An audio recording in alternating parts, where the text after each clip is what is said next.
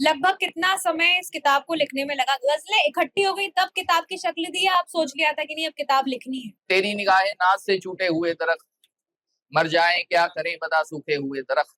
हैरत है पेड़ नीम के देने लगे हैं आम, पगला गए हैं आम के चूमे हुए दरख्त है। कहने के शेर और लिखने के शेर में आपको क्या फ़र्क लगा? गजल की पूरी इज्जत कीजिए, कम से कम 5 शेर होने चाहिए तब गजल कहलाती है। अच्छा वरुण, आप मंच के शायर हैं, मंच से शेर कहते हैं, लोगों से जुड़ते हैं। क्या ऐसी कमी रह गई, आपको लगा कि नहीं अब किताब के रूप में भी छपना चाहिए? कोई मिसाल नहीं है तेरी मिसाल के बाद, मैं बेख्याल हुआ हूँ तेरे ख्याल के बाद। जी। मुशायरे में जब आप जा रहे हैं, आपकी ऑडियंस आपको तुरंत मिली, उसने रिएक्ट किया। लेकिन किताबें लंबी यात्रा करती हैं। उसकी आंखें सूख गई, सारी झीलें सूख गई हैं, उसकी आंखें सूख गई हैं, पेड़ों पर पंछी भी चुप हैं। 2017 से आप परफॉर्म कर रहे हैं मंच पे। जी। 2026 तक मंच का कितना इवोल्यूशन आपने देखा है इस टाइम में? हर दिल खुश हर चेहरा खुश वो हो खुश तो दुनिया खुश हो, वो अच्छी तो सब अच्छा है और दुनिया में क्या रखा है। तो नमस्कार, बहुत-बहुत स्वागत है आप सभी का विश्व पुस्तक मेले में अनबाउंड स्टॉल पे। सबसे पहले मैं अपना परिचय दे देती हूँ, मेरा नाम है दीपाली अग्रवाल। अमर उजाला काव्य और अनबाउंड स्क्रिप्ट की तरफ से आज का ये जो सेशन है इसको मैं मॉडरेट करने वाली हूँ। और गुलज़ार साहब की एक नज़्म है जिसकी कुछ शुरुआती पंक्ति है कि किताबें झाँकती हैं बंद अलमारी के शीशों से, हसरतों से तकती है, महीनों मुलाकात नहीं होती। तो मुझे लगता है कि विश्व पुस्तक मेला एक ऐसा मौका है जहाँ पर हम उस बंद अलमारी को खोलते हैं, उसमें रखी हुई किताबों को पढ़ते हैं और नई किताबें खरीद कर उस अलमारी में रखने की कोशिश करते हैं। और मुझे विश्वास है कि इस सर्द दिन में अगर आप लोग यहाँ पर आए हैं, तो आप सारे ज़हीन लोग होंगे। मैं भी ज़हीन हूँ, हम सभी ज़हीन हैं, लेकिन हम और ज़्यादा ज़हीन इसलिए हैं कि एक ज़हीन शायर को सुनने के लिए हम यहाँ पर बैठे हैं। इनकी किताब आई है अनबाउंड प्रकाशन से, उससे मोहब्बत। और जो भी वरुण आनंद को जानते हैं, उनके दिमाग में इस उन्वान की जो नज़्म है, वो सारी प्ले हो गई होगी। तो उस नज़्म को सुनेंगे अभी इस कार्यक्रम के एंड में, लेकिन पहले जानेंगे कि किससे मोहब्बत में किताब लिखी गई है, उससे मोहब्बत। वरुण जी जी। वरुण जी बहुत-बहुत स्वागत है आपका। तो पहला सवाल तो यही है कि पहली किताब की खुशबू के साथ आप यहाँ पुस्तक मेले में हैं, कैसा महसूस हो रहा है? हाँ, पहली बार आया हूँ मैं आया ही यहाँ पे पहली बार। किताबों से मेरा राब्ता बहुत कम रहा है, वैसे मैंने बहुत कम किताबें पढ़ी हैं, अपनी-अपनी आदत होती है। लेकिन ये है कि मेरी किताब जब यहाँ पर आई, तो मेरा आना भी अभी हुआ है, किताब की वजह से कि मेरी किताब है तो मैं आ रहा हूँ। लेकिन बहुत सुना हुआ है, विश्व पुस्तक मेला एक बहुत बड़ी चीज़ है। सुनने में ही जैसे कि पता लग रहा है कि पूरे विश्व की किताबें यहाँ पर मौजूद हैं। यहाँ आना ही बहुत बड़ी बात है। किसी कारण मैं नहीं आ पाया, कभी मेरी ट्रेन होती थी साथ के साथ, कभी कोई इवेंट होता था, कहीं और निकलना होता था, तो यहाँ आना कभी हो नहीं पाया। तो आज अपनी किताब ने यहाँ पे खींचा है कि किसी और किताब ने भी खींचा है? नहीं, ये तो पूरे पुस्तक मेले ने ही खींचा हुआ है। तो अच्छा लग रहा है यहाँ पर आकर, मैं देख रहा हूँ कि बहुत प्रेम है लोगों का किताबों के प्रति, जो देखकर अच्छा लग रहा है और होना भी चाहिए। भले मैं कम किताबें पढ़ता हूँ, लेकिन लोगों को खूब किताबें पढ़नी चाहिए। तो अच्छा लग रहा है यहाँ पे, बहुत अच्छा एटमॉस्फेयर है। तो पहली किताब आने की खुशी कैसी है? जब हाथ में आई होगी, उसको महसूस किया, उसके पन्ने खोले? देखिए, पहली किताब आने की खुशी बहुत जैसे एक आपके घर में कोई नया मेहमान आता है, नया बच्चा जन्म लेता है आपके खानदान में, बिल्कुल उसी तरह की खुशी होती है। क्योंकि किताब पे जो छप गया वो पत्थर की लकीर है। वो फिर आपका या तो तनकीद के लिए जाएगा या तारीफ के लिए जाएगा। या तो आपकी आलोचना होगी या तो आपकी तारीफ होगी। किताब में जो आ गया। बाद में भी कई गलतियाँ हम इतना देखते हैं किताब को, जाँचते हैं, परखते हैं, किसी और को भी भेजते हैं कि भाई देख लेना यार, कोई इसमें कोई कमी ना हो। लेकिन फिर भी कुछ कमियाँ रह जाती हैं, कुछ ना कुछ। मेरा मानना हम हमेशा से ये रहा है कि किताब आपकी जितनी ताख़ीर से आए, जितनी देर से आए, उतना अच्छा है। और जितनी जल्दबाज़ी आप किताब में करते हैं, उतना ही आपका नुकसान होता है। क्योंकि किताब आने के बाद आप सोचते हैं कि यार ये अगर ना होता किताब में तो ज्यादा बेटर था। उसके लिए आपको करना क्या है, उसके लिए आपको और इंतजार करना है, अपने आप को और निखारना है।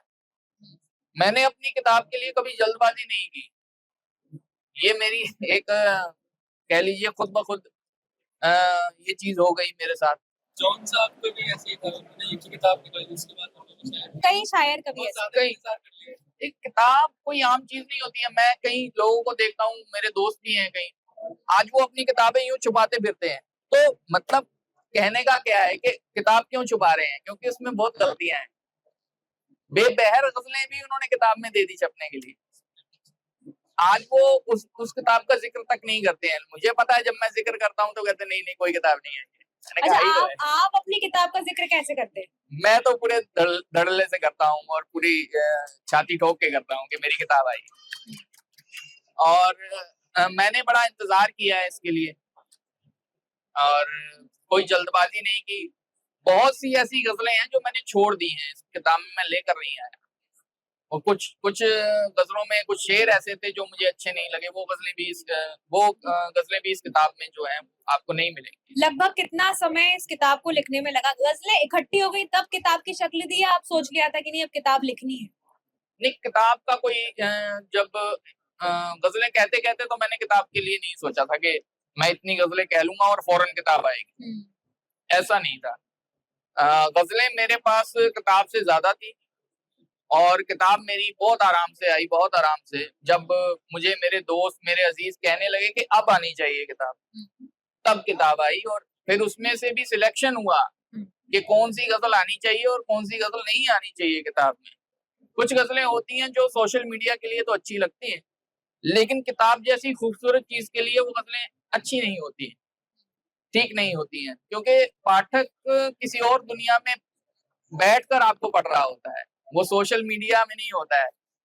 अगर जिसको किताब पसंद है ना, वो यहाँ पे है, और जिसको सोशल मीडिया ही पसंद है वहीं पे पढ़ लेगा, वो यहाँ नहीं आएगा। तो ये फर्क होता है। इसलिए मैंने कोई जल्दबाजी नहीं की। मेरे पास जितनी गजलें मैंने इसमें दी हैं, शायद इसकी दुगनी गजलें मेरे पास पड़ी हुई थी, मौजूद थी, लिखी मतलब हुई। एक किताब अभी और आ जाएगी? आ जाएगी, लेकिन बस बात वही है कि समय नहीं है। चुनिंदा गजलें, जो उसमें अच्छी गजलें होनी चाहिए। थोड़ा सा समय और लगेगा, क्योंकि मैं समझता हूँ कि फिर वही बात है कि अच्छी गजलें ही आनी चाहिए किताब। अच्छा वरुण, आप मंच के शायर हैं, मंच से शेर कहते हैं, लोगों से जुड़ते हैं। क्या ऐसी कमी रह गई, आपको लगा कि नहीं अब किताब के रूप में भी छपना चाहिए? देखिए, बात ये होती है कि जो बुक लवर होता है ना, उसके घर आप अगर जाएंगे तो इस तरह के रैक होते हैं, इस तरह के, और वहां पे उसको ये शौक होता है कि हर किताब मेरे पास, हर अच्छी किताब मेरे पास उस रैक में हो। तो मेरा ये एक कह लीजिए कि एक इंटरेस्ट बन गया कि मैं भी उस रैक में मौजूद होना चाहता हूँ, उसमें शामिल होना चाहता हूँ।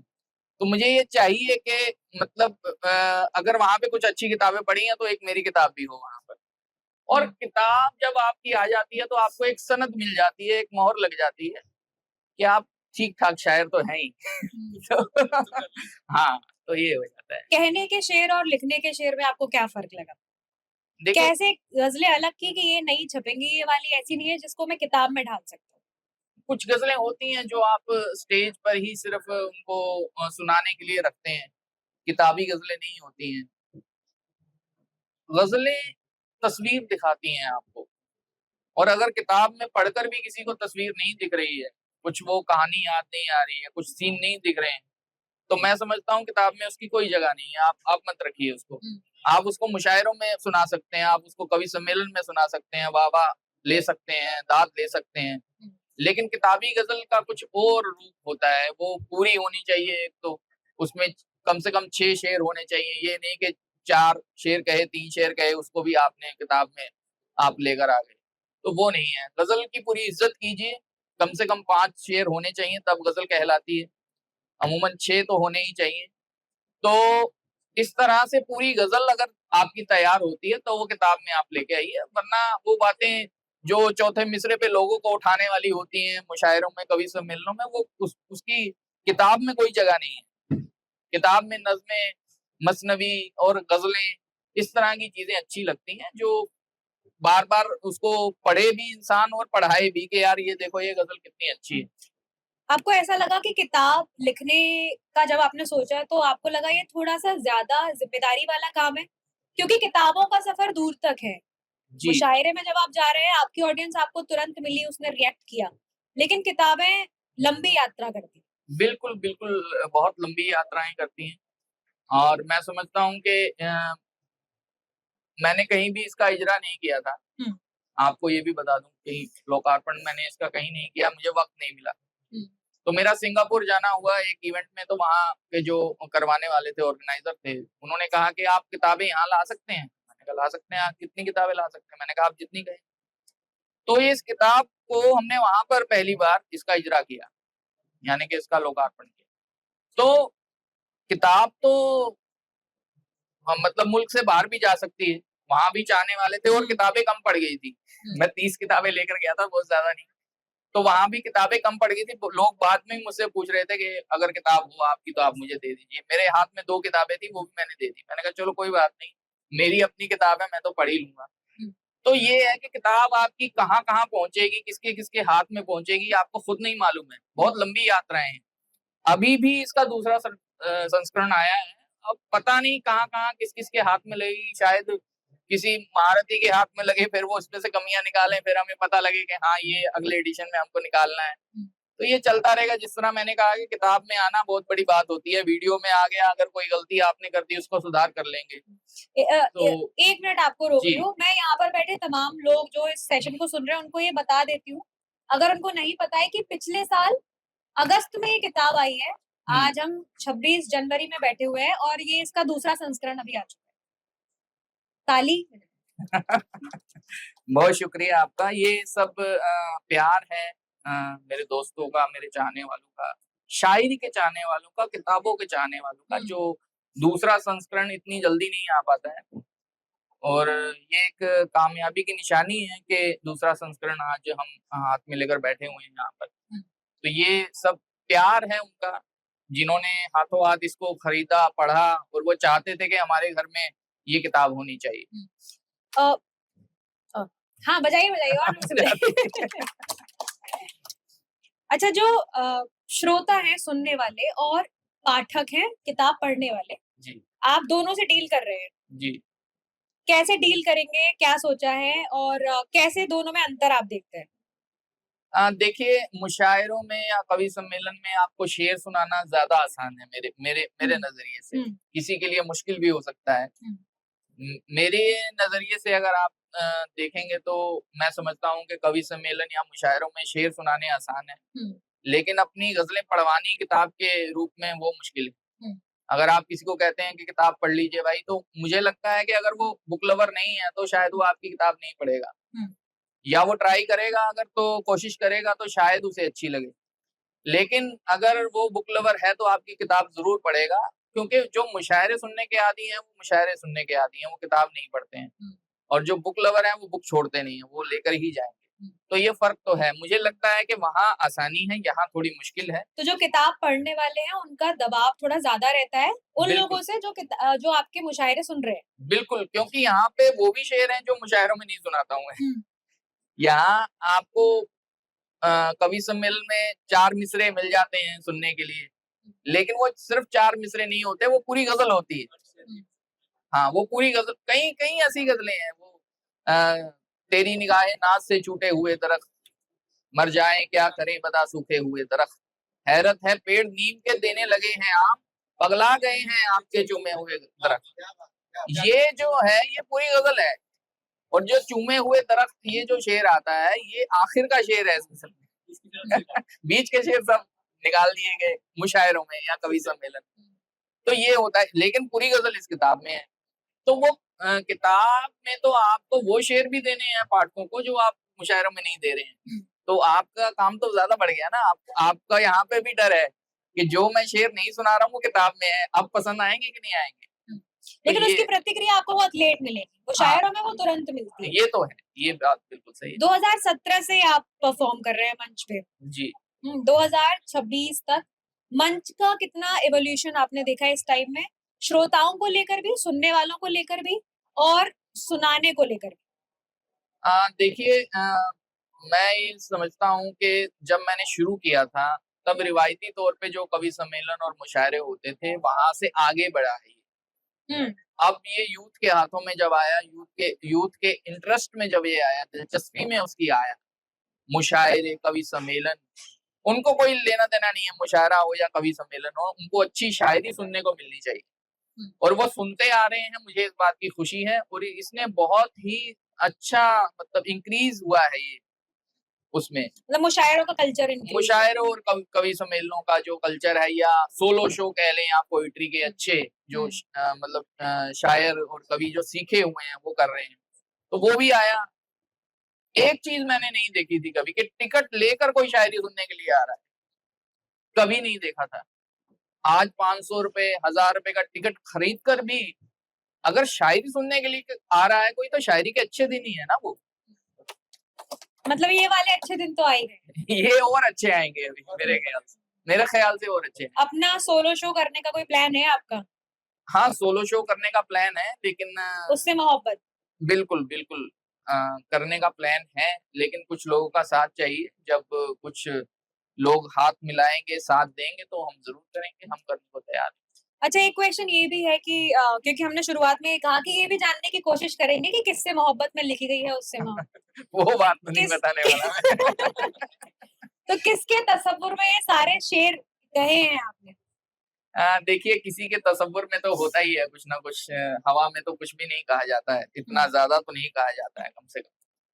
और मैं समझता हूँ कि मेरी ज्यादातर गजलें जो लोगों से भी रिलेट हो जाती है, वो कहीं ना कहीं कोई ना कोई बात मेरी जिंदगी में घटी होती है तो होती है।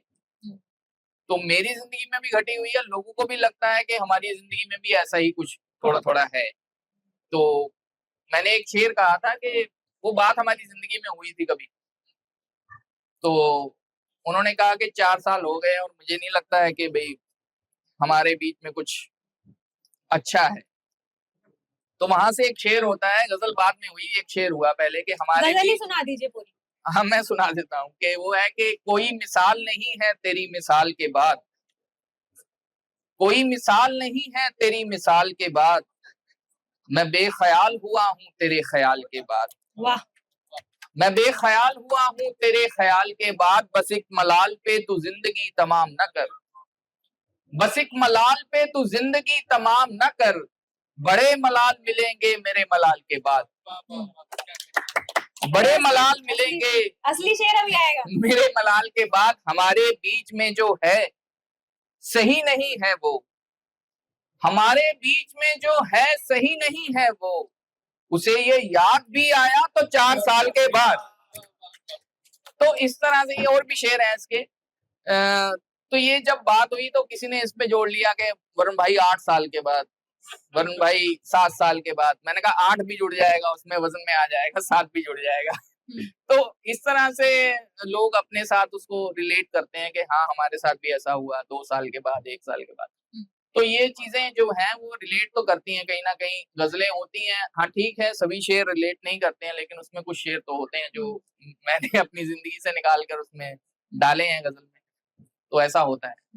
ये आपने बहर की बात भी की, तो कभी ऐसे बेबहर ख्याल आए हैं आपको? नहीं, बेबहर का एक हिस्सा रहता है जिंदगी में। जब भी कोई शायरी करना शुरू करता है, पहले पहले बेबहर ही लिखता है। कोई कोई कुछ भी कहे आपको कि मैंने जब कलम उठाया था तो मैंने तो वो जो गजल कही थी वो बहर में गई थी, ऐसा ऐसा कुछ नहीं होता है। पहली सीढ़ी ख्याल की होती है, और ख्याल तो ख्याल होते हैं, उसमें कोई बहर, रदीफ, काफिया नहीं देखा जाता। जो मन में आया पहले तो आपको वही लिखना होता है।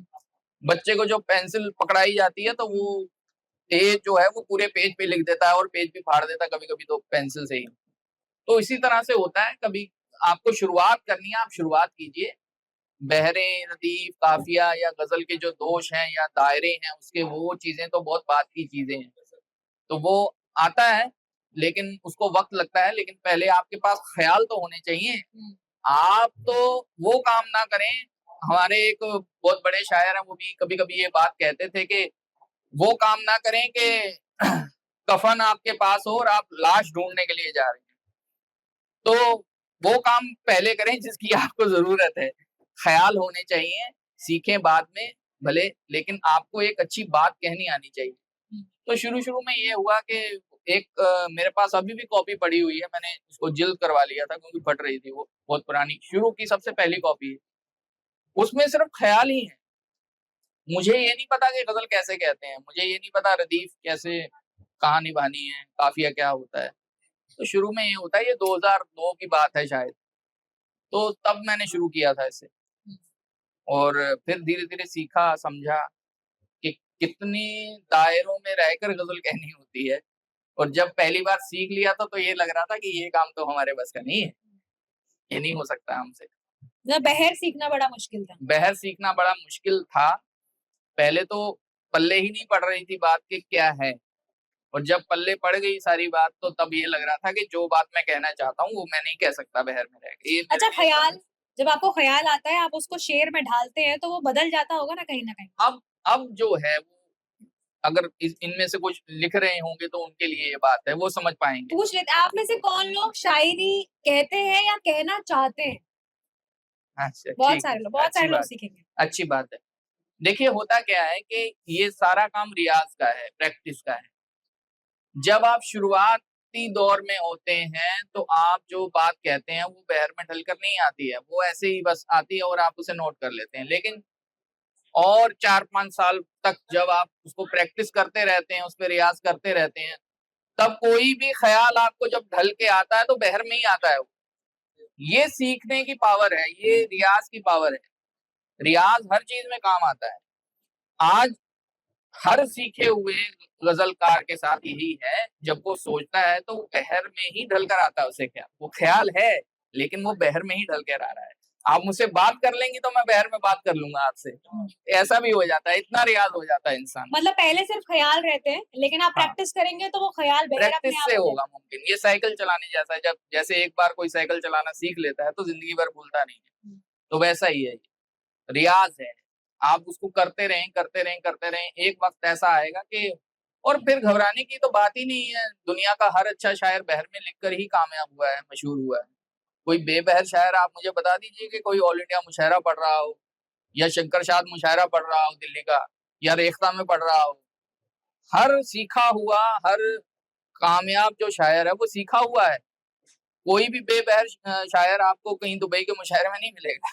तो सब सीखे हुए हैं।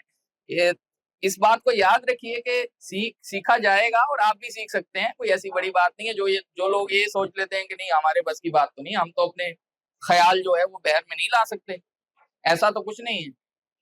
इतनी पुरानी तारीख़ है इसकी, ग़ज़ल की हिस्ट्री है और वो चलता आ रहा है बहर में ही सब कुछ और मशहूर है वो सब कुछ, काम हो रहा है। आपने आपने कहाँ से बहर सीखी? आपकी जो जर्नी थी शेर की दुनिया में आने की, शायरी सीखने की, गज़लों को अपना बनाने की, वो कैसे शुरू?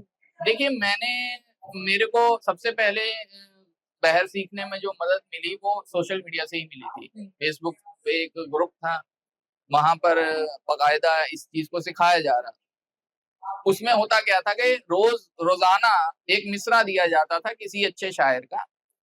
उसपे आपने अपनी गज़ल कहनी है, भले वो गज़ल आप बाद में रद्द ही कर दें, लेकिन प्रैक्टिस के लिए वो आपको मिसरा दिया जाता था कि इस पे आप गज़ल कहिए और उस ग्रुप में कम से कम 1000 लोग थे।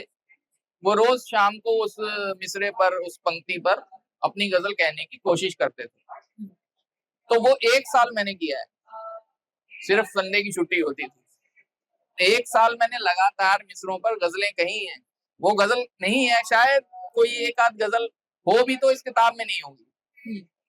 तो इतनी मैंने गज़लें कह ली और बहर भी सीखी, वहीं पे मेरे उस्ताद मुझे मिले उसी ग्रुप में, तो मैंने उनसे इसरार किया कि आप मुझे थोड़ा-सा समझाएँ कि किस तरह से क्या बहर को किस तरह से सीखा जा सकता है। अच्छा, उस ग्रुप में भी मैंने बेबहर ही लिख रहा था मैं, मतलब मिसरा तो ले रहा था, उसपे लिख भी रहा था, मुझे लग रहा था ये गज़ल हो रही है। लेकिन जब कोई उस्ताद उसे देखता था कि नहीं ठीक है, लेकिन ये बेबहर है। तो मैं कहता था कि भई आप बता दीजिए कैसे है, तो बताने की तरफ कोई नहीं होता है। कमियाँ आपकी सब निकालते हैं, लेकिन आपको सिखाता कोई नहीं। तो वहीं से मुझे मेरे उस्ताद मिले, लखनऊ के थे वो और कुँवर कशमेश उनका नाम, किताब में भी ज़िक्र है उनका। तो उन्होंने मुझे जब बताया कि इस तरह से ये चीज़ें इस ऐसे बहर को समझा जा सकता है। और इसके बाद भी अगर तुम्हें कोई सवाल हो तो तुम मुझसे राब्ते में रहना और पूछते रहना। तो उन्होंने जो मुझे समझाया वहां से मुझे समझ आने लगा कि इस तरह से। तो वहीं वो वक्त आया कि जब मैंने ये मेरे दिमाग में बात आई थी कि अब मैं कुछ नहीं कह सकता हूँ, अब बहर तो बहर है और ख्याल ख्याल है, किस तरह से इन दोनों को मर्ज किया जाए।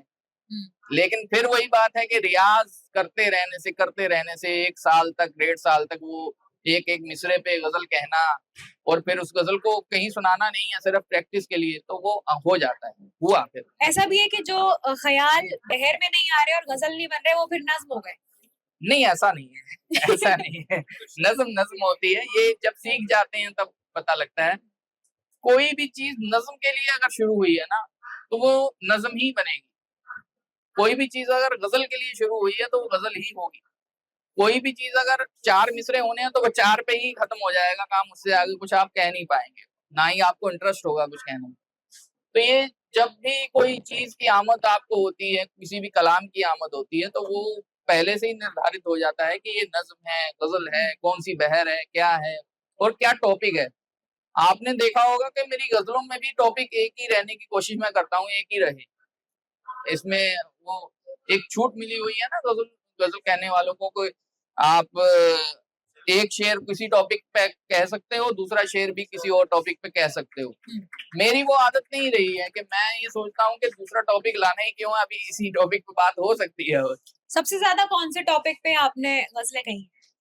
प्यार प्यार टॉपिक है, उसी पे गई है, मोहब्बत मोहब्बत की बातें, और यही है नाराजगी। इस किताब में गजलें भी हैं, नज़्में भी हैं, मसनवी भी है।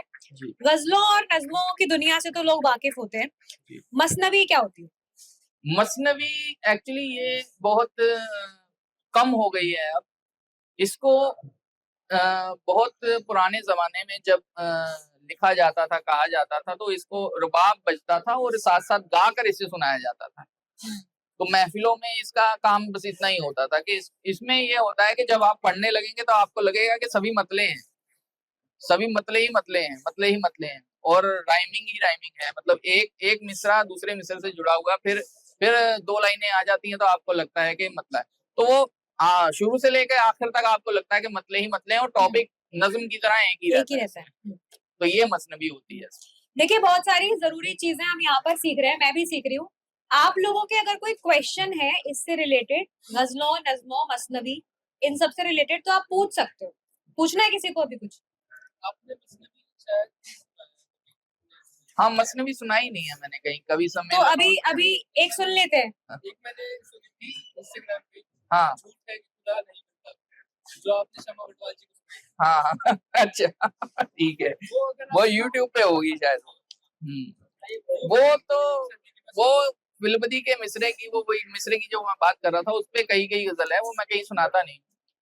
वो कुछ मिसरे यूं ही थे कि झूठ है कि खुदा नहीं मिलता, उसमें आप गा रहे थे। हाँ ढूंढना, वो तो उनकी वो फरमाइश कह पे रहा गा है रहा कि था। आप गा दीजिए, वो कह रहे हैं कि आप गा दीजिए। नहीं गाऊंगा तो ये जो 4 लोग खड़े हुए हैं ये भी चले जाएंगे।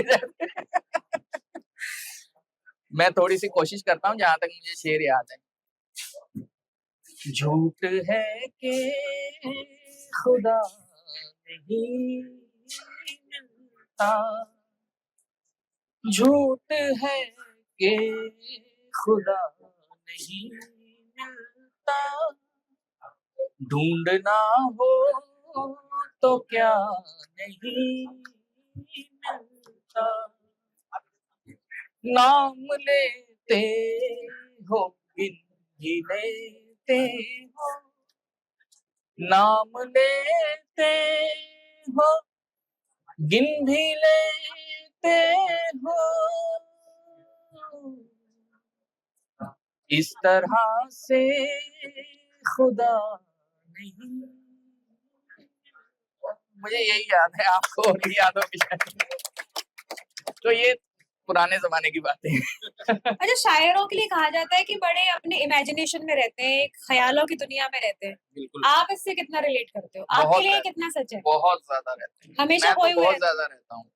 मैं अगर अभी कहाँ खोए हुए हैं आप यहाँ बात करते हुए? अभी तो कहीं नहीं खोया हूँ, अभी आप सब में खोया हुआ हूँ और आप सबके सवालों के जवाब दे रहा हूँ। अभी तो खैर कहीं नहीं, लेकिन जब मैं अकेला होता हूँ, जब मुझे थोड़ी फुर्सत मिलती है, तब मैं कहीं भी खो सकता हूँ। मैं आपके साथ बैठा हूँ और मुशायरा चल रहा है, कवि सम्मेलन चल रहा है, तो मुझे साथ वाला कहता है, यार क्या बात है, आप खोए-खोए हैं, थके-थके हैं।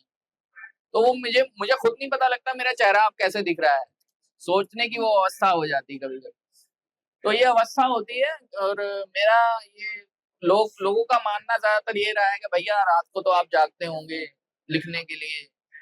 मैंने कहा रात सोने के लिए होती है और ज़रूरी थोड़ी है कि आप रात को जाग रहे हैं तभी आपको गज़ल होगी और आप गज़ल कहेंगे और सुबह तक किसी को सुनाएँगे भई रात को ये गज़ल हुई है, ऐसा नहीं। तो गज़ल आपका आपका शेड्यूल कैसा रहता है लिखने का? मेरा तो कुछ नहीं रहता, मैं बाइक लेके निकला हूँ और गज़ल शुरू हो गई। ये जो चूमे हुए दरख्त, ये ऐसे ही बस वो जा रहा था मैं रास्ते से और एक मिसरा हुआ, अच्छा, जब कोई बहुत गज़ल हो गई बात। कोई शेड्यूल है लिखने का या कुछ ख़याल कुछ बहुत हिट करता है तभी आप लिखते हो? कुछ नहीं, कोई शेड्यूल नहीं होता। आपको कब कोई गज़ल आमद हो जाएगी, कुछ पता नहीं होता है, कोई शेड्यूल नहीं है। आप जब गज़ल स्टार्ट हो गई, अब मैं यहाँ पर मौजूद हूँ, लेकिन मेरे ज़हन में वही चल रहे हैं मिसरे। यार अगला शेर कैसा होना चाहिए? उसका सानी मिसरा आ गया, उगला क्या लगना चाहिए इस पे, ऊपर मिसरा क्या होना चाहिए? कैसा शेर होना अच्छा हो गया, अच्छा चलो मोबाइल निकालो नोट कर लो। क्योंकि हर जगह तो कॉपी पेन लेकर नहीं जा रहे हैं। तो आजकल मोबाइल एक अच्छी चीज़ भी है ये, बुरी चीज़ भी है लेकिन अच्छी भी है, मेरे लिए तो अच्छी ही है। तो मैं उसको नोट कर लेता हूँ, ताकि मेरे ज़हन से निकले ना और जब एक बार वो गज़ल पूरी हो जाती है, फिर मेरे ज़हन से नहीं निकलती है। अभी आप कहेंगे कि वो गज़ल सुनाओ तो मैं सुना दूँगा, किताब नहीं खोलूँगा मैं। तो ये मेरे साथ है, क्योंकि मैं पूरा उस पे ध्यान देता हूँ और भूलता नहीं हूँ कभी भी किसी भी शेर को। अगर मैंने कहा है तो मैं भूलूँगा नहीं कि हाँ, मेरा कहा हुआ। अच्छा, शायर इमेजिनेशन में रहते-रहते जो उनका रियल वर्ल्ड है, उससे बहुत दूर हो जाते हैं। नहीं, ऐसा तो नहीं है, अगर हम मान ही रहेंगे तो खाएँगे क्या? तो उसमें रहना कुछ भी लेकिन ज़रूरी कुछ है। शायर वो नहीं सोच पाते कि हाँ, अगर इस ख़याली दुनिया में नहीं रहेंगे, हाँ। तभी उनका शायद कुछ भला हो। बिल्कुल, ख़याली दुनिया में रहना भी ज़रूरी है, क्योंकि वो जो चीज़ें लोग पसंद कर रहे हैं, वो तो वहीं से आएँगी। लेकिन रियल दुनिया दुनिया में भी रहना ज़रूरी है। अगर आप बैठे हुए हैं स्टेशन पर और आपकी गाड़ी छूट गई, तो फिर आप उस प्रोग्राम में कैसे पहुँचेंगे जहाँ आपका हुँ। लोग इंतज़ार कर रहे हैं। तो रियल जहाँ आपको बैठना है, आपको पूरा होशो-हवास में बैठना है, वहाँ ज़रूरी है। और जहाँ आपको बिल्कुल मेंटली आप फ्री हैं, आप कहीं भी खो सकते हैं, होटल रूम में बैठे हैं, घर में बैठे हैं, तो वहाँ आप अपना काम कर सकते हैं। तो ये अवस्थाएँ होती हैं कि कहीं आपको बिल्कुल सतर्क रहना है और कहीं आप अपनी दुनिया में खो सकते हैं। डिजिटल की क्योंकि कई बार हमने बात की और आपने बताया कि फ़ेसबुक से ही आपने लिखना सीखा, जी, वहाँ पर वो प्रैक्टिस होती थी। बाकी आपको इस डिजिटल प्लेटफ़ॉर्म ने कितनी हेल्प की है आपकी इस पूरी शायरी की जर्नी में? बहुत ज़्यादा की है, बहुत ज़्यादा की है। मैं ये मानता हूँ कि मैं और मेरे साथ और 2-3 दोस्त हैं मेरे, शायर हैं, हुँ, उनका भी अच्छा नाम है। हमने तब शुरू किया था जब ना तो टिकटॉक पे कुछ होता था, इंस्टाग्राम पे रील का ऑप्शन ही नहीं होता था हुँ, और इंस्टाग्राम कोई ज़्यादा यूज़ भी नहीं करता। हुँ। या 2017 की बात बता रहे हैं? ये 2016, 15, 16, 17 अभी इंस्टाग्राम पे भी है चिराग शर्मा, आशु मिश्रा जी, और भी कुछ लड़के हैं। हाँ। ये तो सारे हमने आज के समय के हाँ, अपने शायर सर यंग शायर। साथ में ही शुरू किया अच्छा, था, अच्छा। साथ में शुरू किया था हमने और आज भी हम साथ में ही हैं। सबका अपना-अपना नाम है, सबकी अपनी-अपनी जगह है। हमने कैसे शुरू किया? हमारे पास गज़ल हुई, हमारे पास कोई चारा नहीं है लोगों तक पहुँचाने का। सिर्फ़ फ़ेसबुक है, वहाँ पे अपनी फ़ोटो लगाई, उसके साथ गज़ल लगाई और पोस्ट कर दिया। अब उसका क्या होगा वो ऊपर वाला जानता है। हिंदी, उर्दू में लिख दिया या ना हिंदी में ही लिख दिया देवनागरी में, कोई बात नहीं। वहाँ से हम लोग वायरल हुए हैं, सिर्फ़ टेक्स्ट में। आप सोच सकते हैं, कोई वीडियो नहीं है, कोई रील नहीं है, रील होती ही नहीं थी तब। ये रील वाली तो ज़िंदगी अब शुरू हुई है। अब जो रील बनाकर वायरल हुए फिरते हैं ना, ये ठीक है हमारे साथ मेरे साथ भी है, लेकिन ये कोई बहुत बड़ी बात नहीं है। आप टेक्स्ट में कोई चीज डालें और वो आपकी वायरल हो जाए रातों रात, आप सोए हुए हैं और लोग आपको फोन करके कह रहे हैं अरे भाई कहाँ है तू, मैं सो रहा हूँ, तू सोया हुआ है वहां पे, इतना हंगामा मचा दिया तूने फेसबुक पे, ये बातें हमें सुनने को मिली हैं उस वक्त। तो मैंने कहा भाई ठीक है, हमने कोशिश की थी, बड़ी कामयाब हो गई। उससे मोहब्बत नज्म, अभी ये अभी नहीं, वो लास्ट में सुनिए। नहीं, मैं सुना नहीं रहा हूँ, बात बता रहा हूँ उसकी। वो नज्म इसी तरह से वायरल हुई, टेक्स्ट फॉर्म में, कोई वीडियो नहीं आई, कोई रील नहीं आई। एक तरफ गजल इसी तरह से वायरल हुई, कोई वीडियो नहीं, कोई रील नहीं उसकी, सिर्फ लिखित रूप में। तो ये चीजें वहां से मतलब कितना कठिन होता है कि लिखित रूप में आप लोगों तक पहुंच रहे हैं, पूरी दुनिया तक पहुंच रहे हैं। तो वहां से हमने अपना सफर शुरू किया था। और अब तो खैर रील्स में वीडियो मिलती है हमको, तो हम उसकी रील्स बनवा लेते हैं और अपलोड कर देते हैं, वो भी वायरल हो जाती है। ठीक है, आसानी है, लेकिन हमने मुश्किल दौर में काम किया है, ये बताना चाहता हूँ मैं सब। लेकिन अभी आपको ऐसा लगता है ये जो रील्स है, चाहे वो शॉर्ट्स है, ये बहुत हेल्पफुल होते हैं आपको हाँ और है, ज्यादा ऑडियंस तक पहुंचाने बिल्कुल में? बिल्कुल है। और किताब के मामले में भी ये कैसे हेल्पफुल है? किताब के मामले में देखिए, वहां पर अगर मेरे 4 लाख से ज्यादा फॉलोअर्स हैं, तो मुझे नहीं लगता 25,000 लोगों ने भी किताब खरीदी होगी। तो ये तो है कि रील देखने वाले लोग तो बहुत ज्यादा हैं, किताब पढ़ने वाले लोग बहुत कम हैं। लेकिन हमारी कोशिश है कि किताब की तरफ भी लोग आएंगे, जैसे जैसे शायरी का इंटरेस्ट लोगों में बढ़ेगा, वो किताबों की तरफ भी आएंगे। किताबें बहुत तरह की हैं, अब ये भी है कि कोई शायरी की किताब नहीं पढ़ना चाहता, और किताबें पढ़ना चाहते हैं, कहानी कहानी के लिए बहुत इंटरेस्ट है लोगों में। तो लोग शायरी सिर्फ सुनना चाहते हैं। शायरी सुनना चाहते हैं। और अच्छा ये भी हुआ, आपकी बात से मुझे याद आया, मैंने जब किताब डाली तो भाई मैंने वैसे ऐड के लिए किताब डाली, एक गजल पढ़ रहा था मैं बीच में से, तो वहां पे कुछ लोग कमेंट करते हैं अरे वरुण भाई है तो हम लेकर क्या करेंगे किताब, हमने आपकी आवाज में सुननी होती है अगर। तो ये लोगों में एक वो इंटरेस्ट पैदा हो जाता है कि वो सुनना चाहते हैं और आपकी आवाज में ही सुनना चाहते हैं, आपके अंदाज में सुनना चाहते हैं, किताब नहीं पढ़ना चाहते। लेकिन धीरे धीरे फिर भी जिस तरह का प्यार इस किताब को मिला है, तो वो अद्भुत है, बहुत कमाल का है, बहुत अच्छा है। इतनी जल्दी दूसरा संस्करण किताब का आ चुका है। बिल्कुल, ये बड़ी बात है। आप अपनी किताब को कैसे डिफाइन करेंगे? अगर कोई व्यक्ति आपसे कहेगा कि आप अपनी किताब के बारे में बताइए, किस तरह की गजलें हैं, कौन से टॉपिक पे हैं और क्यों किसी व्यक्ति को पढ़नी चाहिए? मैं डिफाइन इस तरह से करूंगा कि इसमें हर तरह की गजल है। इसमें अगर आप मुझे उससे मोहब्बत नाम पढ़कर इस किताब का अगर ये समझ रहे हैं कि मैं सिर्फ मोहब्बत का शायर हूँ, अगर आप इंस्टाग्राम पे मेरी रील देखकर ये सोच रहे हैं कि मैं सिर्फ मोहब्बत का शायर हूँ, तो आप गलत हैं। आप इस किताब की जब पहली गजल खोलेंगे तो आपको लगेगा कि सारे आपके जो मिथ हैं वो दूर हो जाएंगे, कि वो चीजें हैं इसमें, लेकिन उन चीजों के अलावा हर रंग इसमें है जो जिंदगी का आप देखते हैं, आपकी जिंदगी आपको दिखाती है, हर बात इसमें है। शायर के मन में बहुत सी बातें रहती हैं जो वो कहना चाहता है, उसका जरिया सिर्फ किताब है। वो स्टेज पर आपको लोग बोलने ही नहीं देते हैं, स्टेज पर तो ये चाहते हैं कि आप बस वो सुनाएं जो हम सुनना चाहते हैं। आपने 15 मिनट पढ़ना है, 20 मिनट पढ़ना है, आप वो सुना दें जो हम सुनना चाहते हैं। उन गजलों से हमें क्या लेना देना जो आपने कभी आपको पसंद थी, या आपने इसलिए कही थी कि यार देखो मुझे ये गजल बहुत पसंद है, अजीज है, उनसे कोई लेना देना नहीं।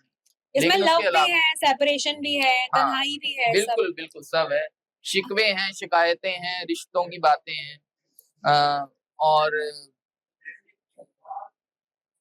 अलग होने की बातें हैं, साथ होने की बातें हैं, प्रेम की बातें हैं, दुनियादारी की बातें हैं, दुनिया किस तरह से हमारे साथ होती है, जब हम अच्छे होते हैं, जब हम सुख में होते हैं, जब हम दुख में होते हैं, हर चीज हर रंग है इसमें। आप एक एक गजल को जब पढ़ेंगे तो आपको पता लगेगा कि हाँ ये गजल कुछ और कहती है, वो गजल कुछ और कहती थी। आपके मन के करीब इनमें से कौन सी विधा है जो आपको बहुत पसंद है या आप सबसे ज्यादा शेर उसमें कहते हैं? हाँ, गजल कह रही हैं आप? गजल, नज्म, जो भी, जिसमें सबसे ज्यादा ख्याल आपके आते हो। मेरे को आसानी गजल में रहती है। नज्म का एक कैफियत होती है नज्म की, जब वो तारी होती है आप पर तो आप उससे आजाद नहीं हो पाते हैं। नज़्में मैंने कम कही है, इस बात का सबूत है कि मुझे ज्यादा मजा गजल में आता है। मैं गजल में ही नज्म जैसा काम कर लेता हूँ, हालांकि मुझे इस बात का कोई गुरूर नहीं है, लेकिन मेरा काम गजल में ही नज्म जैसा हो जाता है। मैं आखिरी शेर में वो बात ही खत्म कर देता हूँ पूरी गजल कहते कहते कि उसने सारी दुनिया मांगी, मैंने उसको मांगा है। उसके सपने एक तरफ है, मेरा सपना एक तरफ। यहाँ पे बात खत्म हो जाती है। अच्छा है ये गजल, लेकिन मजा आपको नज्म का दे रही है, तो मुझे तो ज्यादा मजा गजल में ही आता है। नज्में कम कही है, तो इसका मतलब यही है, अगर कोई ऐसी बात जो मैं कह लूंगा और मैं उसको साफ तौर पर साबित कर सकता हूँ, वो तस्वीर दिखा सकता हूँ, तो ही मैं गजल कहता हूँ, अदरवाइज मैं गजल नहीं कहता हूँ। अभी जो जितने नए शायर हैं वो अपने शेर कहने के तरीकों को भी बदल रहे हैं, बहुत सारे उसमें नए नए एक्सपेरिमेंट्स कर रहे हैं। आपने कुछ ऐसे एक्सपेरिमेंट किए हैं जब आपको लगा कि ये थोड़ा सा ऑडियंस के लिए करना जरूरी है, क्योंकि अब जिस तरह के नए लोग आ रहे हैं वो कुछ नए कलेवर का भी सुनना चाह रहे हैं। देखिए, नए लोग तो आ रहे हैं, नया कहना भी चाहते हैं, लेकिन गजल की खूबसूरती का ध्यान हमें हमेशा ही रखना पड़ेगा, चाहे हम 2050 में क्यों ना आ जाएं, तब भी अगर गजल के दीवाने मौजूद हैं, और मुझे तो ये पता भी है कि होंगे, और भी ज्यादा होंगे, क्योंकि जिस तरह से यूथ ने ये बीड़ा उठाया हुआ है ना, ये वहां तक भी बात जाएगी। लेकिन गजल में क्या आपको मालूम है कि गजल में कुछ ऐसे शब्द हैं जो आप नहीं ला सकते हैं गजल में कभी? अगर ले आएंगे तो भद्दी लगेगी गजल। आप उसमें कभी कुत्ता ऐड नहीं कर सकते हैं, ठीक है ना, कुत्ता, चप्पल ऐड नहीं कर सकते हैं, कुछ ऐसे शब्द जो भद्दे लगते हों। गजल की खूबसूरती, गजल का मतलब तो महबूब की तारीफ करना है।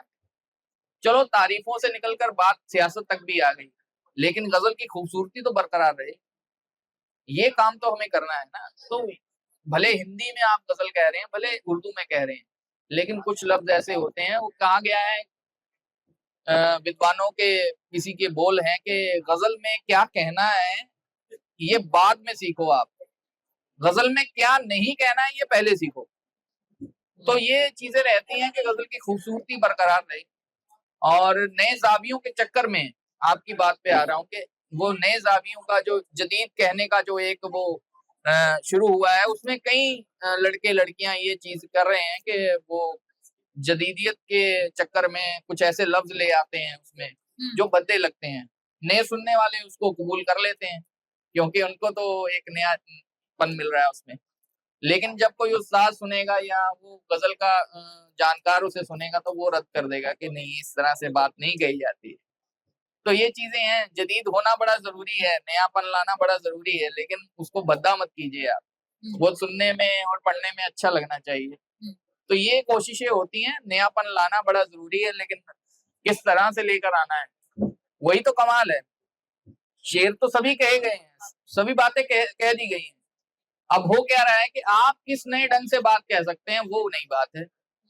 लेकिन आप, ये नहीं है कि आप वो चीजें भी ले आए या अंग्रेजी के उसमें शब्द लेकर आगे आप हिंदी की गजल है, उर्दू की गजल है और अंग्रेजी से काम चला रहे हैं अपना, वैसा नहीं कुछ होना चाहिए। तो ये चीजें हैं, नया काम करना चाहिए, लेकिन मर्यादा में रहकर करना चाहिए। अच्छा, गजलें सीखना और बहर जान लेना, ये थोड़ा सा आसान काम हो सकता है किसी के लिए, और शेर कहना भी आसान हो सकता है, लेकिन बड़ा कठिन होता है उसको मुशायरे मिलना, मुशायरों तक पहुंचना। देखिए, ये गजल कहना अलग किस्मत है, गजल अच्छी हो जाना एक अलग किस्मत है। गजल पसंद आना लोगों को पढ़ने में, सिर्फ सुनाने में नहीं, पढ़ने में, वो एक अलग बात है। मुशायरों में आना एक अलग बात है, मुशायरों में पसंद हो जाना और फेवरेट हो जाना लोगों का, वो देखिए कितना मुश्किल सफर है। पहले तो आप हैं, आपको मैं कहता हूँ एक अच्छी गजल कह के दिखाइए, आपको अच्छी गजल कहने में पता नहीं कितना वक्त लग जाए। हो सकता है आप कल ही कह दें, हो सकता है 2 साल बाद कहें। अब 2 साल बाद आपने एक अच्छी गजल कही है, एक अच्छी गजल से तो काम नहीं चलेगा मुशायरों। अच्छा, चल भी गया अगर काम, तो क्या ये इस बात का सबूत है कि आप लोगों के पसंदीदा बन जाएंगे? ऐसा नहीं हो सकता। हर लेवल का अपना अपना ना वो एक नसीब है, हर लेवल का। आप गजल लिख रहे हैं तब भी आपका नसीब है, आप गजल पोस्ट कर रहे हैं तब भी आपका नसीब है, आप गजल को किताब में लाए हैं तब भी आपका नसीब है, आप मुशायरों में आ गए, मुशायरा मिल गया है आपको, ये भी आपका नसीब है। इसमें शायरी में आप मुशायरों में पसंद किए जा रहे हैं, ये अलग बात है। आपको फिर वहां से पैसे मिल रहे हैं, ये अलग बात है। तो ये अलग अलग चीजें हैं। ये लेकिन बहुत वरुण मुश्किल है। आनंद को इसमें कितनी मुश्किल हुई और उनके लिए कैसा रहा ये पूरा सफर? देखिए मुश्किल तो हुई है, शुरू में स्ट्रगल तो हमने भी बहुत किया है। किसी के सोशल मीडिया ने हेल्प की है सोशल मीडिया ने आपका ये हेल्प काम करने जहां तक करनी थी वहां तक की, लेकिन जब आप फील्ड में आते हैं तो सोशल मीडिया कुछ नहीं कर पाता है। हाँ, आज आप उसके मजे ले सकते हैं, लेकिन शुरुआत में ऐसा कुछ नहीं है। शुरुआत में आपने सीख लिया, आपको कुछ लोगों ने पसंद कर लिया, लेकिन आप वायरल नहीं है। आप पसंद किए जा रहे हैं, बस आप एक अच्छे शायर हैं, ये आपको सब बता रहे हैं। लेकिन जो मुशायरों में, कवि सम्मेलनों में जाकर काम करना है, वो सोशल मीडिया ने नहीं करना, वो आपने खुद करना है शुरुआती दौर में। अब तो ये है कि हम पढ़ते हैं तो लोग साथ साथ दोहराते हैं, हमारे लिए आसान है। लेकिन कभी वो भी वक्त था कि हमने बगैर कंफर्म टिकट के अ, अ, आनंद विहार से लेकर बिहार तक का सफर किया था। किसी ने नाम दे दिया, दोस्त थी हमारी, शायरा ही थी वो भी। वो कहने लगी हमने नाम दिया है आपका और आप जा नहीं रहे हो। मैंने कहा कंफर्म नहीं है टिकट भाई, कैसे जाएं? तो वो कहने लगी नहीं आप जाइए, हमने आपका नाम दिया है भाई। तो ठीक है। तो वो भी सफर हमें याद है, आज फ्लाइट्स में सफर करते हैं और अच्छा सफर होता है। लेकिन वो भी सफर याद है, मुझे आज तक याद है कि जब हमने शुरुआत की थी, वो आउट ऑफ द स्टेट मेरा पहला मुशायरा था, जो कि बहुत अच्छा तो नहीं गया, क्योंकि बस बात तो वही है कि वहां पे मुझे लोग जानते नहीं थे और मैं पढ़ रहा हूँ तो लोग कह रहे हैं कि तरन्नुम में पढ़ो भाई। तो वही जो पढ़ रहे हैं वो सुन लो आप। तो वहां पे तरन्नुम में सुनने वाले या शायराओं को सुनने वाले, है ना, फीमेल्स को सुनने वाले लोग थे। अच्छा, ठीक ऐसी है। कोई ज्यादती होती है क्या कि महिलाओं को थोड़ा ज्यादा प्रिविलेज मिलता है, जैसा कि आपने अब बताया? अब नहीं है, अब हमने वो मामला जो है वो पलटा दिया है। अब ऐसा नहीं है। हाँ ठीक है, कुछ लोगों में रहता है, लेकिन हमने ये भी देखा है कि शायरा माइक तक आ रही है, बहुत शोर मच रहा है, लेकिन जब वो सुनाने लगती हैं तो कुछ शोर नहीं मचता है, दाद तक नहीं आती है। मामला सारा शायरी का है। हमारे यहाँ पंजाब के एक बहुत बड़े उस्ताद शायर है तरसेम नूर साहब, पंजाबी के हैं। उनका एक कथन मुझे याद आता है, कहते हैं कि कोई कितना बड़ा तीस मार खा हो शायरी में, वो कितना बड़ा है, कितना बड़ा शायर है या कितना बड़ा उसने कलाम कह दिया है, वो जैसे ही माइक पर आएगा उसका सब पता लग जाएगा। तो माइक पे जब इंस्टाग्राम का कोई पॉपुलर आ जाए, फेमस आ जाए, जब जैसे ही माइक पे आएगा उसका पता लग जाएगा कि ये क्या कहेगा और क्या कर सकता है। बस इतना ही। वो आपकी फाइनल मतलब एक वो मंजिल होती है कि यहाँ से तो बस काम खत्म ही है, अगर यहाँ पे पास हो गया तो फिर पूरी दुनिया में पास है। तो कई ऐसे शायर हुए हैं, कवि हुए हैं जिनको गजल लिखनी तो आती है लेकिन कहनी नहीं आती है, उन्होंने कही नहीं, मुशायरों में आई नहीं, या मना करते रहे कि नहीं यार हम नहीं आ सकते, हम नहीं पढ़ेंगे मुशायरा, हम नहीं पढ़ सकते, कैसे भी हुआ है। तो ये चीजें तो इसके साथ अब एक गजल सुन लेते हैं फिर। इससे मेरा एक सवाल, हाँ पूछिए जी जी। पूछिए। आपके हिसाब से कौन से ऐसे 5 शायर हैं जो आज की युवा को सीखना चाहिए आपके अलावा? जिनको आप अभी के या कोई अभी भी? के आपके साथ वाले जो लोग शेर कह रहे हैं। क्लासिक में जॉन एलिया है, लेकिन मैं जॉन एलिया कम रेकमेंड करता हूँ, क्योंकि अगर जॉन एलिया को आपने पढ़ना है तो पहले पहले पढ़ लीजिए, आखिर में मत पढ़िए। तो जॉन एलिया को आप पहले पढ़ें, फिर उसके बाद आप बशीर बद्र साहब को पढ़ें, ठीक है ना। हालांकि वो इतने क्लासिकल नहीं है, लेकिन गजल की कहन के बारे में पता लगता है, वो जितनी आसानी से शेर कह देते हैं बड़े बड़े, वो पता लगता है जो आम इंसान तक पहुंचते हैं। तो ये बशीर साहब हैं, कतील शिफाई हैं, निदा फाजली हैं, इनको पढ़िए आप, अच्छा लगेगा आपको। शुजा खावर हैं, तो ये अच्छे शायर हैं, इनको पढ़ने से लर्निंग होती है, सीखता है इंसान कि गजल गजल कहनी किस तरह से, शेर कहना किस तरह से। पढ़ने को बहुत से शायर हैं, मुझे भी पढ़ लीजिए, मैं कहूंगा मुझे पढ़ के आप नहीं, ऐसा नहीं है। जो जिनको पढ़कर आप लर्न कर सकते हैं ना, उन्हें आप पढ़िए। तो ये शायर हैं, जॉन एलिया, शुजा खावर हैं और बशीर साहब हैं। बशीर साहब के यहाँ आपको बड़े मासूम से शेर मिलेंगे और बड़ी बड़ी बड़ी बड़ी बातें मिलेंगी आपको कि कितनी मतलब आसानी से उन्होंने बड़ी बात कह दी है। तो ये चीजें हैं, आप इनको पढ़िए, आपको अगर सीखना है तो यहाँ से शुरू करिए, टफ मत करिए। गालिब को मत पढ़िए, ठीक है बहुत बड़े शायर हैं, हमेशा रहेंगे, लेकिन तो आज के किसी ने दौर कहा में है ना अगर कि गालिब को पढ़ रहे हैं आप, तो मैं समझता हूँ कि वो काम तो होना नहीं है अब। शायद मुश्ताक अहमद यूसुफी साहब ने बोला ना कि गालिब एक ऐसे वाहिद शायर हैं जो समझ में ना आए तो दुगना मजा देते हैं। बस वही बात है, लेकिन लर्निंग में तो आप समझिए ना, अगर समझ ही नहीं आ रहा तो आप सीखेंगे क्या? तो ये है। इसके अलावा और कोई क्वेश्चन अगर आप में से पूछना चाहे गजलों, आपको पूछना है? जी जी। साथ के नाम अच्छा, जो शायर पढ़ते अभी जो हैं शायर, अभी अब्बास ताबिश साहब हैं, पाकिस्तान के शायर हैं, बहुत अच्छा है उनका कलाम सब, आप उन्हें पढ़ सकते हैं। और अभी कुछ नाम एकदम से मेरे जहन में नहीं आ रहे, मैं रेकमेंड कर दूं तो आप लोग, है ना, शारिक कैफी साहब, हाँ बहुत अच्छा नाम, शारिक कैफी साहब के यहाँ आपको, वो खुद ये बात कहते हैं कि जो शेर मुश्किल मुझे लगता है मैं खुद निकाल देता हूँ गजल से, आपको बहुत आसानी मिलेगी। हैं। आपको किसी भी शेर पर बहुत ज्यादा घूमना फिरना नहीं पड़ेगा, आपको आसानी से बात समझ आ जाती है कि वो क्या कहना चाहते हैं।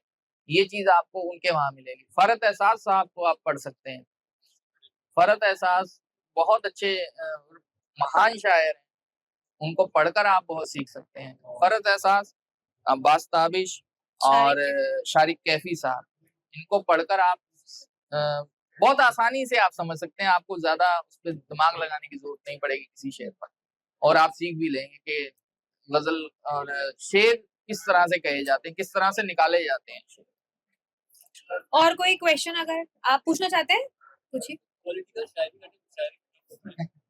पॉलिटिकल, ये आपने मेरा सवाल पूछ लिया है अभी। मैं यही पूछने वाली थी। देखिए बात ऐसी है, हाँ हुआ था बिल्कुल, बहुत पहले से 3-4 साल से नहीं सुना, आपको पता है? वो उसका एक किस्सा है, अमृतसर में एक कॉलेज में एक इवेंट था, और वहां मैंने वो गजल सुना दी थी, लानत है। हालांकि मैं सुनाना नहीं चाहता था, लेकिन मेरे किसी दोस्त ने वहां पे इतनी रिक्वेस्ट की कि साथ के लोग भी कहने लगे यार सुना ही दो, इतना कह रहा है जब, तो मैंने सुना दी। तो वहां पर एक विशेष पार्टी के, अब मैं नाम यहाँ पे नहीं लूंगा, तो वो बुजुर्ग थे, वो बैठे हुए थे, तो उनको थोड़ा सा बुरा लगा कि इसने क्यों ऐसी कड़वी कड़वी बातें कह दी हैं। हालांकि वो गजल बहुत पावरफुल है ना, तो हाँ, तो मैं कहकर बैठ गया। तो जब वो अगली बारी उन्हीं की थी, जब वो माइक पर आए तो वो कहने लगे कि आपको कश्मीरी पंडितों के बारे में भी कुछ कहना चाहिए था। तो मैंने कहा सर, जिस वक्त मैं पैदा ही नहीं हुआ था, उस वक्त की बात मैं कैसे करूं? मैं जो देख रहा हूं, मैं उस हालात पर मैं अपनी गजल या अपनी नज्म, उस हालात पे मैं तबसरा कर सकता हूँ। लेकिन कश्मीरी पंडितों का हाल उस वक्त क्या था, हकीकत क्या थी, मैं अपने बाप दादाओं से सुनकर नहीं गजल कह सकता। मैं खुद देखूंगा तो गजल कहूँ, या किताबें पढ़ के नहीं कह सकता हूँ। तो वो बात भी उनको बुरी लगी। फिर उन्होंने वहां पर बदले में भारत माता की आरती सुनाई कोई कलाम सुनाने के बजाय, मतलब मुझसे वो रिवेंज ले रहे थे इस बात का। तो उसके बाद फिर मैंने वो, पहले भी मैं सुनाना नहीं चाहता था, वो सिर्फ मैंने बस ये किताबों के लिए या फेसबुक के लिए रखी थी। हुआ ये कि वो भी बहुत इतनी वायरल हुई कि मैं चाहता था कि अब मत करो वायरल, अब मेरा नुकसान हो सकता है। तो वो बहुत ज्यादा वायरल हुई। एक्चुअली हुआ क्या कि जब जिस दिन मैंने उसको पोस्ट किया था फेसबुक से, ये भी फेसबुक की ही कहानी है, फेसबुक पे पोस्ट किया शाम को, उसी दिन यहाँ पे जामिया मिलिया में कुछ वो लड़ाई झगड़ा हो गया, तो वो गजल और ज्यादा वायरल वहां से हो गई, वो टॉपिक उठाकर। तो इस तरह हाँ बहुत ज्यादा। फिर इमरान प्रतापगढ़ी ने भी उसे वो कर दिया, तो वहां से और हो गई। संसद में भी सुनाई गई, टीवी न्यूज चैनल पे भी उसके शेर सुनाए गए, कोरोना में भी उसको यूज हुआ, वो रुकी नहीं गजल 2-3 साल। तो मैंने कहा अब यही है कि मैं तो कम से कम ना सुनाऊं इसे। तो मैंने सुनाना छोड़ दिया। ये किस्सा है कि लोग बुरा मान जाते हैं, कोई किसी मानसिकता से बैठा है, कोई किसी, तो मैंने कहा छोड़ो, मेरे पास बहुत सारी चीजें हैं। दुबई जब मैं पहली बार गया तो वहां के ऑर्गेनाइजर एयरपोर्ट पे ही मुझे कहने लगे डर के मारे, वरुण तुमको एक बात कहनी है। मैंने कहा बोलिए। यार यहाँ पर वो मत सुनाना। मैंने कहा क्या? अरे यार वही, मतलब वो पॉलिटिकल। ठीक है, मैंने कहा मेरे पास इतनी सारी चीजें हैं सुनाने के लिए, इतनी सारी गजलें हैं, तो मैं ये सोचकर तो आया ही नहीं हूँ कि मैं वो चीज सुनाऊंगा जिसके लिए आप डर रहे हैं। तो नहीं, यहाँ का जो राजा है ना, वो वहां का जो भी है, बादशाह है क्या है, तो वो मतलब बहुत जल्दी एक्शन लेता है, और वो ऐसा एक्शन लेता है कि प्रोग्राम सब आपका सेट है, सब हो गया फाइनल, और फिर 10-15 मिनट पहले वहां पुलिस आती है और कहती है कि भाई प्रोग्राम आपका नहीं हो सकता है, मतलब पैसे लगवा कर सारा काम करवा कर फिर कैंसिल करवाता है वो। तो मैंने कहा ठीक है, मैं तो वैसे भी इस तैयारी से नहीं आया। तो उसका इतना खौफ है, लोग दुबई तक भी, मतलब मुझे जब ये सुनने को मिला कि यहाँ मत सुनाना भाई, मैंने कहा ठीक है नहीं सुनाऊंगा, मैं सुनाने के उससे माइंड से आया ही नहीं हुआ, मेरे पास बहुत सारी चीजें सुनाने के लिए, ये चीज नहीं, यहाँ भी नहीं सुनाऊंगा। अगर मैं कह रहा हूँ कि मैं नहीं सुनाऊंगा तो कहीं नहीं वो बहुत वायरल है, आपको वो सोशल मीडिया पर मिल जाएगी। ठीक है। लेकिन जितने भी मोहब्बत के, इश्क के शायर होते हैं, उनसे ये उम्मीद तो करी जाती है कि वो अपना एक पॉलिटिकल पक्ष रखते होंगे, तो वो वैसी सब रखते हैं, पॉलिटिकल शायरी या नज़्में भी कहेंगे ही। सब रखते हैं। देखिए दिल सबका करता है, कोई भी शायर अंदर से झूठा नहीं होता, उसको सब दिख रहा है। अगर कोई दरबारी भी बना हुआ है ना, तो उसे भी पता है कि क्या हो रहा है, मैं अपने फायदे के लिए दरबारी बना हूँ, उसे भी मालूम है सब क्या हो रहा है, क्या गलत हो रहा है। मैं तो ये भी कहता हूँ कि दरबारी भी अगर कोई कवि या शायर है तो उसे भी सब पता ही है, आने वाले दिनों में वो भी पलटी मारेगा। और ये वक्त की मार है कि मजबूरन कुछ लोगों को करना पड़ रहा है, लेकिन वो सब जानते हैं कि गलत क्या है सही क्या है, सबको पता होता है। अभी मैं वो बिल्कुल वाली गजल तो हम नहीं सुन सकते हैं, लेकिन हम दूसरी वो वाली गजल सुन सकते हैं। हाँ, अभी 18 तारीख तक चलना है, ये तो वो गजल नहीं सुना सकते। नहीं नहीं, दूसरी दूसरी दूसरी कोई गजल सुन सकते हैं। उससे मोहब्बत से अगर पहले आप उसकी खुशियां सुना, हाँ, उसकी खुशियां सुना देता हूँ। वो वायरल जा सकती है पर कहीं नहीं। वो मैंने सुनाई नहीं है ना, कहीं मुशायरों में सुनाई नहीं है मैंने, अब मैं सुनाना शुरू करूंगा, मसनवी सुनाऊंगा और वो भी सुनाऊंगा, मैं लाना चाहता हूँ। यहीं से उसका शुभारंभ कर देते हैं। इतना खो गए लोग 2-4 चीजों में कि वो बाकी की चीजें सुनना ही भूल गए। तो नहीं, अनबाउंड प्रकाशन से किताब भी आई है, यहीं से उसका शुभारंभ भी अपन कर सकते हैं। मैं बिल्कुल सुना देता हूँ। पहले मैं वो दूसरी नज़म है जो, अच्छा ये नज़म भी जिस तरह से पहले बात हो रही थी कि आपका कितना उसमें इन्वॉल्वमेंट रहता है किसी चीज को लिखने में, ये नज़म भी मैंने तब कही थी जब वो बड़ी परेशानी में थी। अब वो कौन है वो आप समझते हैं, इनकी लाइफ में वो बहुत है। वो या उसे, है ना। तो तब मैंने ये नज़म कही थी। नज़्म है कि सारी झीलें सूख गई हैं, उसकी आंखें सूख गई हैं। सारी झीलें सूख गई हैं, उसकी आंखें सूख गई हैं। पेड़ों पर पंछी भी चुप हैं, उसको कोई दुख है शायद। पेड़ों पर पंछी भी चुप हैं, उसको कोई दुख है शायद। रास्ते सूने सूने हैं सब, उसने टहलना छोड़ दिया है। रास्ते सूने सूने हैं सब, उसने टहलना छोड़ दिया है। वो भी हंसना भूल चुकी है, गुलों ने खिलना छोड़ दिया है। वो भी हंसना भूल चुकी है, गुलों ने खिलना छोड़ दिया है। सावन का मौसम जारी है, यानी उसका गम जारी है। सावन का मौसम जारी है, यानी उसका गम जारी है। भूल गया हूँ मैं, थोड़ी सी मैं देख लूँ यार। हाँ, आखिर में सावन का मौसम जारी है, यानी उसका गम जारी है। बाकी मौसम टाल दिए हैं, सुख कुएं में डाल दिए हैं। बाकी मौसम टाल दिए हैं, सुख कुएं में डाल दिए हैं। चांद को छुट्टी दे दी गई है, तारों को मध्यम रखा है। चांद को छुट्टी दे दी गई है, तारों को मध्यम रखा है। आतिशदान में फेंक दी खुशियां, दिल में बस एक गम रखा है। आतिशदान में फेंक दी खुशियां, दिल में बस एक गम रखा है। खाना पीना छोड़ दिया है, सबसे नाता तोड़ दिया है। खाना पीना छोड़ दिया है, सबसे नाता तोड़ दिया है। हाय कयामत आने को है, उसने जीना छोड़ दिया है। हाय कयामत आने को है, उसने जीना छोड़ दिया है। हर दिल खुश, हर चेहरा खुश हो। हर दिल खुश, हर चेहरा खुश हो। वो हो खुश तो दुनिया खुश हो। हर दिल खुश, हर चेहरा खुश हो। वो हो खुश तो दुनिया खुश हो। वो अच्छी तो सब अच्छा है, और दुनिया में क्या रखा है। वो अच्छी तो सब अच्छा है, और दुनिया में क्या रखा है। ये सब सुनकर खुदा ने बोला, बोल तेरी अब ख्वाहिश क्या है। ये सब सुनकर खुदा ने बोला, बोल तेरी अब ख्वाहिश क्या है। मैंने बोला मेरी ख्वाहिश उसकी खुशियां। मैंने बोला मेरी ख्वाहिश उसकी खुशियां। खुदा ने बोला तेरी ख्वाहिश। मैं फिर बोला उसकी खुशियां। खुदा ने बोला तेरी ख्वाहिश। मैं फिर बोला उसकी खुशियां। इसके अलावा पूछ रहा हूं मैं फिर बोला उसकी खुशियां। अपने लिए कुछ मांग ले पगले, अपने लिए कुछ मांग ले पगले। मांग लिया ना उसकी खुशियां, उसकी खुशियां, उसकी खुशियां, उसकी खुशियां, उसकी खुशियां, उसकी खुशियां।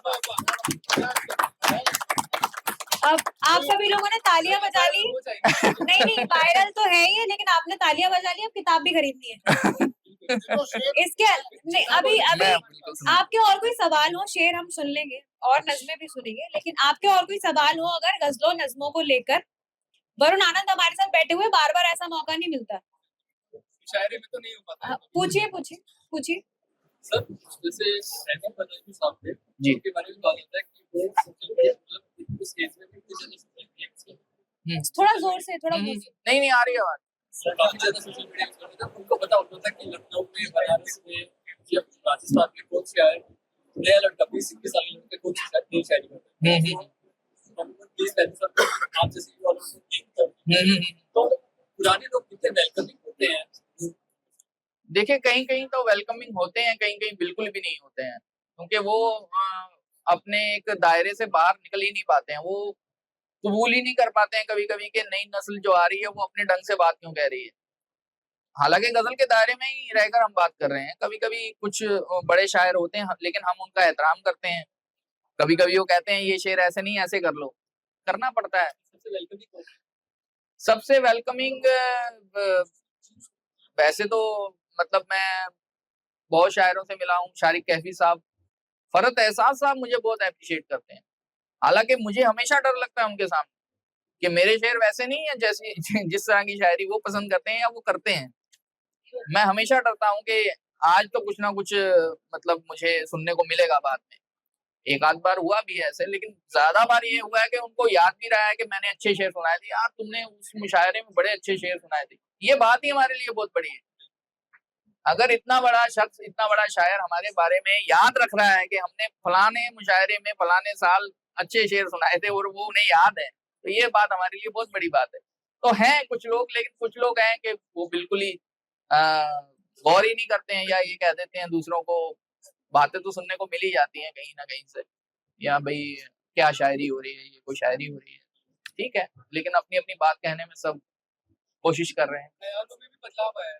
किस बहर पे आप अक्सर कहने का मन होता है? देखिए सर, किसी बहर पे कहने की कोई कोशिश नहीं होती है, हो जाता है। हाँ, जिस तरह से ख्याल ढल के आता है जिस बहर में, हमें उस बहर में काम करना पड़ता है। लेकिन ये नहीं है कि हम ये सोच रहे हैं कि हमने फलां बहर पे शेर कहने हैं, ऐसा कभी कुछ होता नहीं है। कुछ लोग करते हैं तो मैं ये समझ नहीं पाया वो किस तरह से करते हैं इस चीज को। मैंने कभी बहर के बारे में पहले नहीं सोचा, ख्याल आने के बाद फिर उसको देखा है कि ये कौन सी बहर है, इसका नाम क्या है, इसके अरकान क्या निकलेंगे या क्या होगा, तो वो बाद में पता लगता है, पहले तो ऐसा कुछ नहीं होता है। अभी हम बात कर रहे थे, आपने बताया कि मंच पे कई बार एक्सपेक्ट किया जाता है कि शायर की अपनी एक पॉलिटिकल उसके थॉट्स होंगे या कहीं पर वो कहीं किसी और तो झुका हुआ होगा, लेकिन मंच की इस पूरी दुनिया की भी अपनी एक पॉलिटिक्स होती है। बिल्कुल बिल्कुल होती है, हर जगह की होती है, हर चीज की मार्केट है जहां पर, वहां पर पॉलिटिक्स तो है, सियासत तो है। जहां पर चार लोग खड़े हैं वहां पर कोई ना कोई सियासत तो चल ही रही है। मुशायरे में भी बड़ी तिकड़म लगती है, लेकिन मेरे साथ मैंने आज तक किसी को फोन नहीं किया कि यार आप अपने मुशायरे में मुझे बुलाइए। अगर इतनी शोहरत पाकर, इतना नाम पाकर भी अगर आप किसी को फोन कर रहे हैं और ये कह रहे हैं कि मुझे किसी मुशायरे में, मुझे किसी कवि सम्मेलन में बुला लीजिए, तो लानत है आपकी कमाई पर जो आपने कमाया है। तो मेरा काम तो लोग करते हैं, मेरे मेरे मेरे दोस्त करते हैं, मेरे चाहने वाले करते हैं। वो चाहते हैं कि मैं आऊं और मैं आता हूं, मुझे कहने की जरूरत नहीं पड़ती है किसी को। तो ये मेरे लिए एक एडवांटेज है। अब आप जब किताबों की दुनिया में भी आ गए हैं, तो इन दोनों दुनियाओं में क्या फर्क आपको महसूस हो रहा है? फिर से वही सवाल है कि किताब की दुनिया मुश्किल है, आज भी मुश्किल है यहाँ पे किसी को बोलना है कि किताब पढ़िए तो वो ये कहता है कि हम तो आपकी आवाज में सुनना चाहते हैं। अब वहां पे हम भी स्पीचलेस हो जाते हैं, क्या कहें, एक चीज को बुरा कह दें, एक चीज को अच्छा कह दें। तो दोनों चीजें अजीज हैं, वो भी ठीक है, उसने भी हमें प्रसिद्धि दिलाई है, और ये भी बहुत जरूरी चीज है। ये जब तक नहीं आती आप साहिबे किताब होते ही नहीं है। साहिबे किताब किसे कहा जाता है? जिसकी किताब आई है। और अगर आपकी किताब नहीं है तो आपके पास सनद ही नहीं है कि आप अच्छे शायर हैं। तो दो शायर आपके लिए कुछ लिख देते हैं, तबसरा कर देते हैं, या गजलों का कुछ समीक्षा कर देते हैं किताब की आपकी, तो वो आपके लिए ये एक चीज हो जाती है कि चलो दूसरी किताब भी कभी आ सकती है हमारी पहली कामयाब हो गई। तो किताब आना आपको सिद्ध करता है, तो ये सिद्ध होना है। और दूसरे संस्करण के बाद तो और कॉन्फिडेंस आया होगा कि और भी लिखा जा सकता है। आया तो है, बिल्कुल कहानियों की तरफ भी है क्या थोड़ा झुकाव? कहानियों की तरफ है, फिल्म की तरफ है। अभी बस वो ये है कि हम आलसी भी हैं थोड़े से। वो तो लगभग सब आर्टिस्ट होते हैं। तो देखते हैं, अलीन साहब से बात करेंगे, अगर वो फिल्म की कहानी अगर किताब में आ सकती है पहले तो किताब में देंगे, फिल्म तो आती रहेगी बाद में। तो वो अलग यूनिक कहानियां हैं, अभी मैं डिस्कस नहीं करना चाहता हूँ। और ऐसी बॉलीवुड में कभी कोई कहानी आई भी नहीं है। कोशिश है मेरी, अगर मैं कर पाऊं तो। मेरे लिए मुश्किल भी है किस तरह से फिल्म की कहानी लिखी जाती है। कहानी लिखना आसान भी है, लेकिन वो स्क्रीन प्ले किस तरह से लिखना है उसका हमें अंदाजा नहीं है। वो भी नई बहरें सीखने जैसा है हमारे लिए। तो कोशिश करेंगे पहले उसको किताब में ले आए, ताकि हमें वो क्या कहते हैं कॉपीराइट मिल जाएगा उसका, और फिर उसके बाद काम होता रहेगा, देखेंगे, कोशिश है। आजकल के स्कूल के बच्चे जो है किताब पढ़ना नहीं चाहते जी, कुछ ऐसा कहें ताकि वो पढ़ने से देखिए ये तो स्कूल भी नहीं कर पा रहा है इस वक्त। वो भी ये चाह रहा है कि ऑनलाइन पढ़ाई हो जाए, और बच्चे भी नई डिवाइस से पढ़ने में ज्यादा रुचि दिखा रहे हैं। अभी थोड़ा मुश्किल है, लेकिन मैं समझता हूँ कि कुछ इंटरेस्टिंग किताबें अगर आएंगी तो किताबों की तरफ, अगर कोई कहानी की किताब इंटरेस्ट के साथ उठा रहा है तो वरुण आनंद की किताब शायद उठा ले वो साथ ही साथ। तो ये है, इस तरह से किताबें बढ़ सकती हैं अगर उसमें हम कुछ मनोरंजन की कुछ ऐसी किताबें रख दें जिसमें दिलचस्पी ज्यादा हो। तो वहां से दूसरी किताबें जब बिकनी शुरू हो जाएंगी तो बच्चों तक पहुंचेंगी। नई जनरेशन का इसमें आना बड़ा जरूरी है।